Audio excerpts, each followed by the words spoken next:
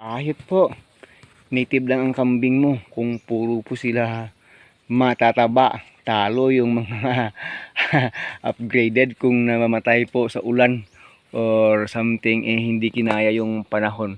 So po sila, mga native goats lang po sila, pero matataba po sila. At malakas yung kanilang resistensya. Yun lang yung naman yung ano natin, tawag doon yung konsuelo natin sa mga native goats natin. Even though na nagpaplano po tayo ng magiging upgraded po someday yung karamihan nitong ating mga kambing, but still mga kakameme, hindi po siguro natin maiwanan na magkaroon talaga kahit ng ilang heads ng native na kambing. Kasi po may mga mother goats po tayo na gaya po nito. Ang lalaki ng mga anak na 4 months na po yung anak. Minsan lang gustong magpalandi yung nanay nila. Pero yan, dumidede pa rin Kaya nga sabi ko, grabe. Ang hahaba na nila at ang lalaki. Sabi ko nga, baka may within 2 months from now, 3 months from now, maglalandi na rin yan. Pero yan, dumidede pa yan, Yan po. Kaya, yun yung advantage talaga ng mga native goats. Masaya lang po tayo. May share sa inyo, mabahagi sa inyo na kahit native goats lang. Pero kung kumikintab yung kanyang gilid sa katabaan, masaya po tayo. Yung isa pong ano natin dito, tawag doon sikreto dito, nagpapakain po tayo kasi sa kanila ng bunga talaga ng saging. Kung makikita nyo minsan sa mga vlog po natin, napakataas po kasi ng potassium at saka tawag ng carbohydrates sa saging. Kaya mabilis po silang kuminis, Bilis po nilang tumaba. Kaya yan po mga kameme, gustong abutin nagbigyan na tayo kanina sa iyo ng ng saging. Ano ba? Naubos na ninyo yung yung isang buwig Sana pangbukas pa yon. Pero yan po. Yan kasi pinakapaborito nila yung saging sa fruits. Ito po si Mercedes, sinishare po sa atin sa inyo, buntis po siya. Ito naman po si Kobe, buntis rin. Ito yung mother niya. Anak niya yan. Pero hindi, bago lang ito mabuntis uli. Ganyan na, buntis na rin yung anak. Kasi nagpas siyang magpabuntis dahil po ng inakyat natin yan dito. Naku, parang butot balat Parang camellia yung itsura dahil napakapayat po talaga. Pero ngayon po ay naka-recover na talaga yung kanyang katawan. Naka-fully recover na po siya. Makinis na po yung kanyang gilid. Naging maganda na yung kulay ng kanyang hair. Ito po si Mercedes, ito po siya yung alpha sa babae Sa babae, ito po siya yung alpha. So masaya po tayong i-share sa inyo mga kameme. Yan po. Ano ba lang ang oras na yun? 2:30 pa lang, pero yan.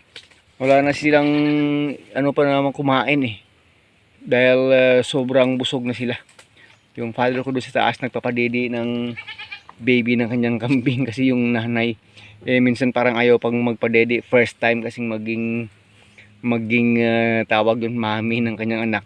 Pero gradually po ay okay na rin pag dumidiretso na rin nakadede yung kanyang mga anak. Marami pa tayong mga kambing dun sa kabila. Well, in fact today po ay try na natin na talagang open door na yung doon, bahay doon sa kabila ng kambing natin, na anytime gusto nilang bumaba bukas, gusto nilang pumasok bukas, maliban na lang sa back natin at saka sa isa nating inahin doon na pag pinabayaan mo kasi yung puno ng Jimilina yung inuuna, kaya hindi po pwede yung kasi nga nagtry na siyang kumain, baka mamamatay po siya, mahirap na po, kaya nakatali siya talaga binibigyan ng pansin kasi paborito niya pala yun may Geminol pa naman yun mga kameme. Shout out at hello sa lahat nating mga supporters at saka sa lahat ng mga nagkakambing dyan at saka nag-agrikultura, sa mga nagla-livestocks dyan. Nag-share lang po tayo sa inyo ng ating joy na kahit yung ating mga karamihan ng kambing dito ay native lang, kaya pinito si Badja parang semi-upgraded na rin ito. Ang ganda ng katawan Ito naman si Michi, pure native pero yung anak niya ay upgraded. Yan yung anak niyang dalawa, si Mustang Junior at saka si Farao. Medyo upgraded niya kasi yung tainga niya nung maliit sila talaga Pasayad talaga sa lupa. Saka yung body belt nila iba na. Iba na yung body belt nila compare po sa mga native talaga na mga kambing. Sige po, try tayo doon sa kabila. Ayan, naghihintay sila kasi nagbigay tayo ng ano kanina eh. Ng saging sa kanila eh. Yan. Naghahanap pa. Akala niya nagbibigay na naman ako dito. Wala na, bukas na naman. Pag mayroon pa tayong tirang reject na saging doon. Ito po naman si Meridian. Malapit na rin itong mga anak. Pero iba talaga yung structure na kasi nga semi-upgraded po ito. Iba yung structure ng native na kambing. Malaki na po yung kanyang adder. Yan po. At saka nag-i-start ng magsiswell yung kanyang ari. At saka pag nag-start na po yung lumiit na, yon palapit ng mga anak yan. Expected po natin last days of October na ito or first week of November. Hindi po kasi natin na-i-calendar nung nasampaan siya, pero yan na po yung estimate natin bago po siya nasampaan ng ating dalawang back dito na natin na mga tawag doon sa amin turete, yung mga hindi pa masyadong malalaking back, yung mga 6 months, 7 months old pa lang na back pero malakas ng sumampa. Yan po. Malamang anak niyan upgraded na rin kasi itong si Meridian nga semi-upgraded na yan. Kahit na palaging busog po yan. Yan lang po talaga ang kaya ng katawan niya. Yung taba niya wala sa itaas nasa gilid. Kahit noon na hindi po siya buntis, ganyan talaga yung structure ng katawan niya. Hindi po gaya ng mga pure native natin. Iba kasi structure ng pure native natin. Ito naman si Kati, tingin namin ay hindi na rin siya pure native. Yan po. Parang semi-upgraded na rin yan. Yung problema lang natin yan dyan pag siya ay nabubuntis ay napaka-liit po ng kanyang adder. Tingnan natin pag try natin may paanak yan kung pwede. Pag hindi pwede next time na pagkatapos mga anak yan papalitan natin ng bagong drone na naman.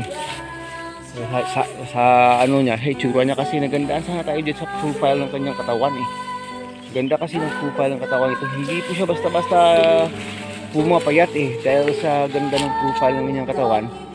At saka mahaba siya. At saka kahit na medyo paakalain mo naglilimping kasi minsan nahulog sa ano yan. Sa hagdanan yan. Napakabilis po niyang tumakbo.